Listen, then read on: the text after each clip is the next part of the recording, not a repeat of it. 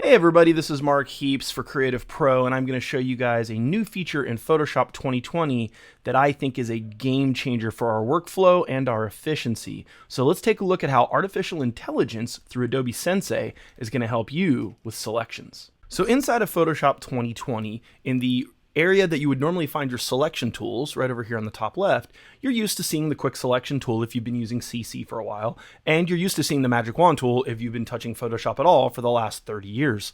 But now we have the object selection tool. And what this is an advancement on a feature that was released only really within the last year for us to start using on our workflow, which was the select subject feature.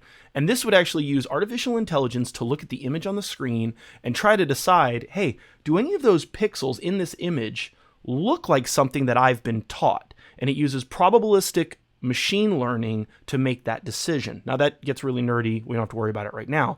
But with the object selection tool, it's the same engine through Adobe Sensei, but now we can isolate an area of an image for it to look at. So this was really, really helpful because in the past, if you had 3 or 4 people in a picture, Sensei could get very easily confused into which subject did you want to select.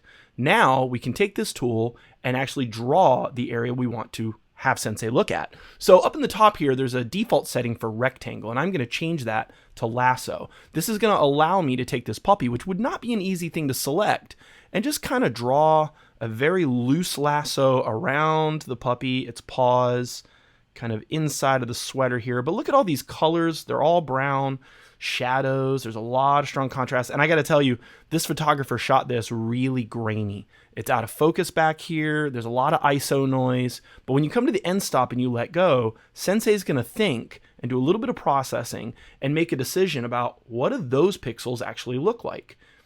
Take a look at that. It's actually done a really good job of trying to find where the edges of the puppy are and separating between this person with the brown hair and the fur here.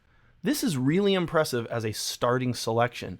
And although we do have to go back and clean it up, the starting point is really, really good. So I'm just going to take the selection tool and hold shift like we would any other selection tool and draw a big blob around it and say, hey, Adobe Sensei, I want you to look at that area a little bit more. So it'll now do some thinking, processing in that area and say, oh, sorry, I might have missed an edge there.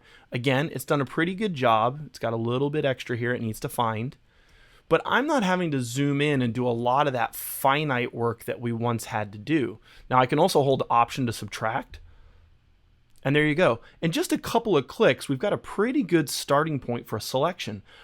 So if all I'm doing with an image like this is maybe going to be something like levels where I add an adjustment layer because I want to open up those shadows a little bit, this is a perfect selection to start with.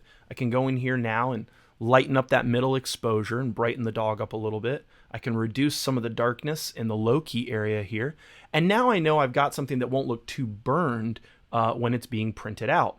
And all of that came with that very simple selection that we can see here. And you'll notice what a good job it did. If we actually zoom in and look at some of the texture on the edge here, that's a pretty good job for such a noisy, grainy photo as a source. So check it out, the object selection tool in Adobe Photoshop 2020, and see what artificial intelligence can do for you.